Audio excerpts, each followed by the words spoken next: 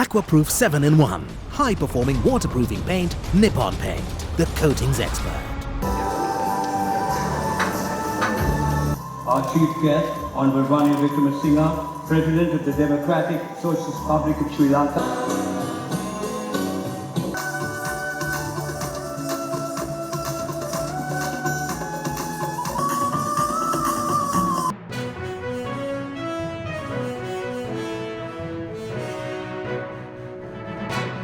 Achiever Awards 2022, organized by the Ceylon National Chamber of Industries in collaboration with the Ministry of Industry, held at Hotel Galadari, Colombo.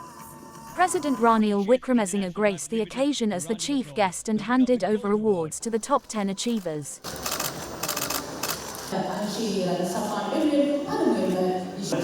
Everybody put your hands together for giving the prize. As we honor the award winner is the business team receiving the award. The program analyst Celebrating 20 years of absolute trust. Lanka Pay, your trusted payment network. Jayawardenepura University Vice-Chancellor Professor Sudantha Leonage, Secretary to the Ministry of Industries Thilaka Jayasundara, CNCI Chairman Canisius Fernando and several others participated in this event. I wish I could have given you some better news, but I haven't. I can only tell you what we are at the moment. But I am confident. I am confident that we can pull through, and we will pull through. We have gone through this earlier. You ran your factories when people were being killed to come to the factories. When one chit was enough to close the factories. You run through wars. I used to be in business when, before 77, when foreign exchange self was curtailed and was missing. So we've gone through that. We've gone through the worst of what has happened this year. We have to pull through. And that is where we have to look at all of you. Because what is left, we have to preserve. We still have issues. We know there are businesses whose debts are really overwhelming. Even the banking system cannot take it. Some has to be phased off, some have to be rebuilt. So we are still going, we still haven't reached that painful part of the exercise. Nevertheless, the government's aim is to revive and to help as many businesses as possible. And many businesses as possible must survive. And our focus then goes on to the small and medium enterprises who find it difficult. But without the small and medium enterprises, no one can survive. All of you who are in the big industrialists, you must need the distribution network. If you have no agents at that end, you can't market what you have made. So we are going through a whole series of exercises in correcting the economy. All because we did not act on time. We reduced the tax regime and we didn't go to the IMF. So there are no other ways. If there is some other alternative, I'd like to follow it, but there is no other way. Then where do we go from here? Are you going back to the same economy?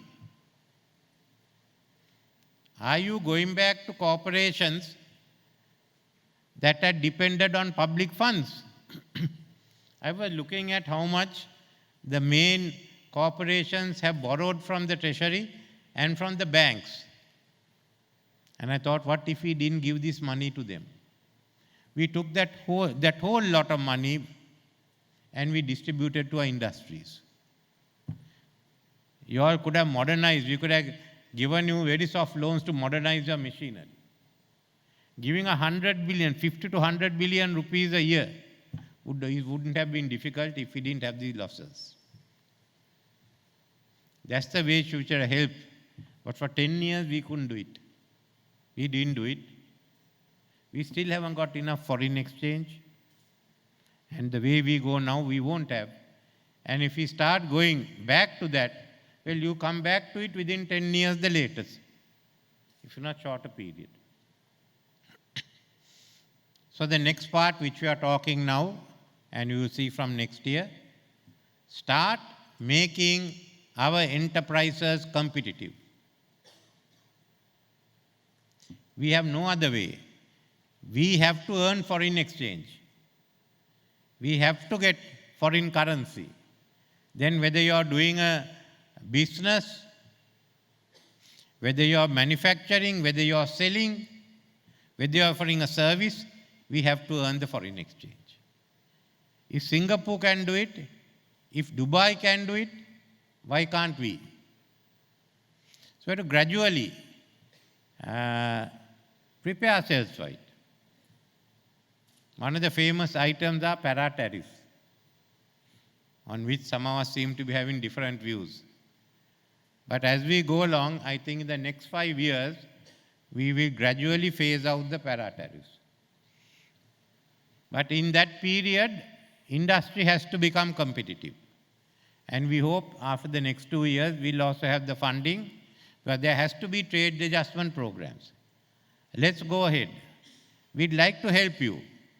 And we are having the Ministry of Technology. We'll now focus on having Industry 4 technology in.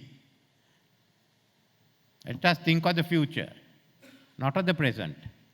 How do you get the technologies? How does it suit each of you? And how many of you can innovate? That's where we have to be. And that's where I'd like to work with all the chambers. How do we have a safety net at the moment for those in trouble? And how do we look at we go to Industry 4 technology and solutions? So then we'll be ahead of all other countries in South Asia. And as we become competitive, we need larger markets. So if we can join, we've been talking about joining the RCEP. I don't think the Regional Comprehensive Economic Partnership, if Laos and Cambodia can be in it, and Myanmar, there's no reason why we can't be in it. Let's start from there and go ahead and get the support they can. For more latest news, subscribe to FTTV.